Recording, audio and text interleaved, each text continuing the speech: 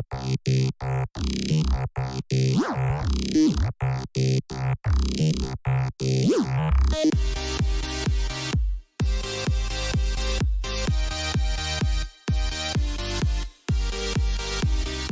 Canadians who had missed their repatriation flights in April are on their way home. Will the AFN go through with an audit proposed by Roseanne Archibald?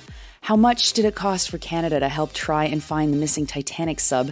Several U.S. reps have been secretly engaging in diplomacy with Russia, and the UN warns that the disaster in Haiti is getting even worse. Good morning. It's Friday, July 7th. I'm Nora, and here are your headlines.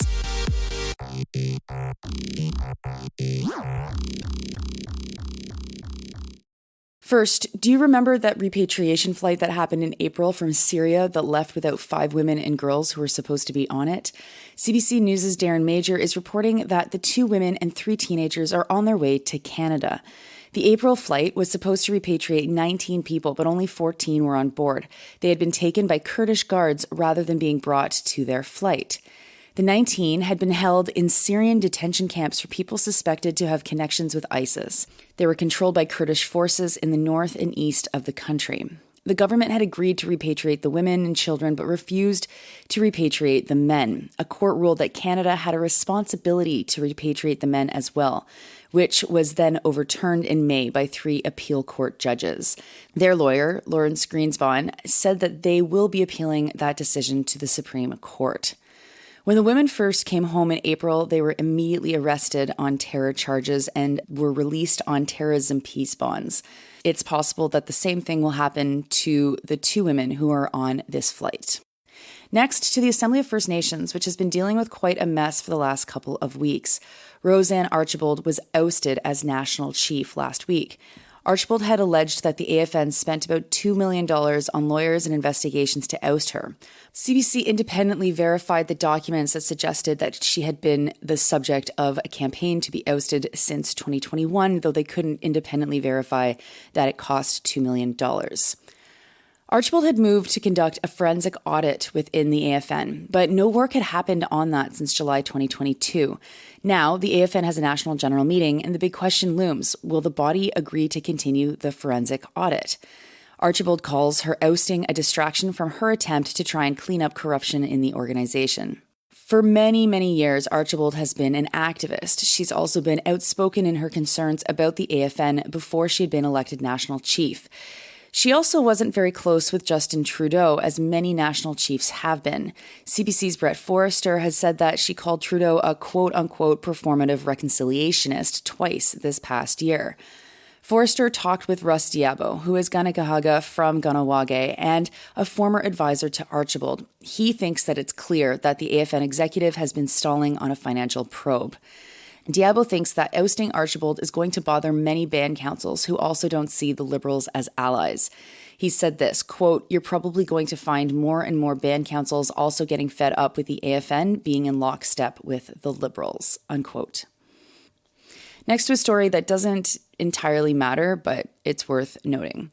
The RCAF, which is wholly funded by you and me, was out more than $2.4 million to join the search and rescue mission for the imploded Titanic submersible. That's right, a single Canadian aircraft was deployed and it cost $2.4 million. The CP-140 Aurora left Nova Scotia after hearing about the incident on the night of June 18th. Over 3.5 days, crews did visual searches and dropped hundreds of sonobuoys, devices that can locate a sub. Here's how the Department of National Defense explains what a sonobuoy is. Quote, "Sonobuoys are equipped with a detachable flotation device with an antenna enabling data relay back to the aircraft. The hydrophones submerge on a line attached to the flotation device and spool to an operator selected depth."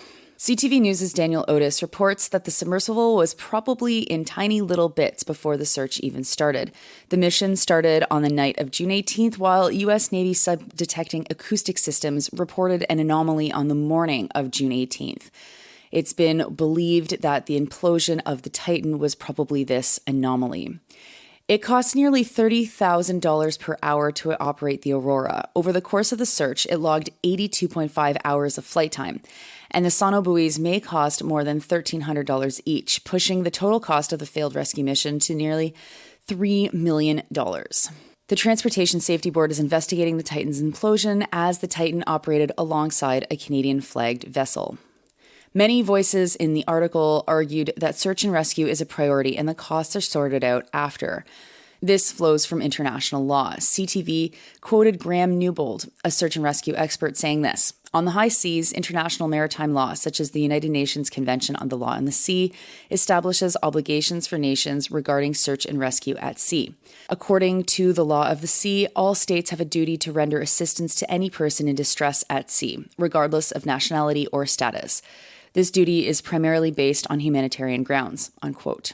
Let's remember that the next time a ship pings for help in the Mediterranean and no country rushes to its rescue. Next, more news about the war in Ukraine, this time from NBC. They are reporting that a group of former U.S. national security officials held secret talks with prominent Russians to try and find pathways to negotiations that would end Russia's invasion of Ukraine. Russian Foreign Affairs Minister Sergei Lavrov met with the Americans for several hours in April in New York. Among the American officials were former diplomat and president of the Council on Foreign Relations Richard Haass and former White House and State Department officials. They also met with prominent Russians, including academics, think tanks, and others who are involved in Russian foreign policy and who are known to be close enough to Putin to perhaps influence his thinking. None of the people who've been identified as being in these meetings responded to requests for comment from NBC. NBC's Josh Lederman reports this, quote, "On the agenda were some of the thorniest issues in the war in Ukraine, like the fate of Russian-held territory that Ukraine may never be able to liberate, and the search for an elusive diplomatic off-ramp that could be tolerable to both sides," unquote. The Biden administration was aware of the discussions, though they were not directing them. The Americans are hardly only doing this with Ukraine. In May, CIA Director William Burns had a secret trip to Kiev, quote, "about the prospect of pushing Moscow into peace talks by year end," unquote. NBC asked Ukraine's President Zelensky about the meetings, and an official in his office said this, quote, "Our position is unchanged. The fate of Ukraine cannot be decided without Ukraine. Many times the president and all our official speakers spoke about it, not anonymously, but quite specifically and publicly," unquote. NATO leaders will meet in Lithuania next week. All signs point to NATO saying that they are not yet ready to admit Ukraine into NATO. The article quotes Matt Dimick, who is a former Russian and Eastern Europe director of the National Security Council, who warned that this kind of diplomacy may undercut Ukraine's leverage. He said this: "Ukraine doesn't need and want intermediaries to start coming in and crafting ceasefire solutions and then enticing Europe and the US to elbow Ukraine in that direction. Ukraine realizes their path to a secure future is driving right through Russian defenses and leaving Russia no choice but to come up with their own way out of Ukraine," unquote. The article doesn't quote Dimick explaining how exactly that is going to happen. And finally, France 24 is reporting that the UN has called for an intervention plan to stabilize Haiti. Vigilante groups are taking the law into their own hands, killing gang members. Gangs have been terrorizing Haitians for months now as the country deals with crisis on top of crisis. The UN office in Haiti has said that they've documented the killing of at least 264 alleged gang members. Haiti's Minister for External Cooperation, Ricard Pierre, warned that there was a high risk of civil war in Haiti without foreign intervention. Antony Blinken at the CARICOM summit said that the U.S. was looking for a country that would be willing to lead the intervention, as in it will not be led by the U.S. China has called for an arms embargo to Haiti, arguing that if there's no way to stop arms from reaching the wrong hands, then any attempt at stabilization will be futile. 5.2 million people in Haiti are in need of humanitarian assistance. That's about half of the entire population. Those are your headlines for Friday, July 7th. You're listening to Sandy Nora at sandynora.com, at the Real News Podcast Network, and syndicated on campus stations across Canada. I'm Nora, and I hope you have a wonderful Friday and a wonderful weekend. Stay cool and out of the heat if you can. I have to admit, I'm recording this while I am dying of heat. We have hit extreme heat waves, not just in parts of Canada, but around the world. And we all know that, of course, there will be new records broken, probably even this summer. So stay cool, stay together, and I'll talk to you on Monday.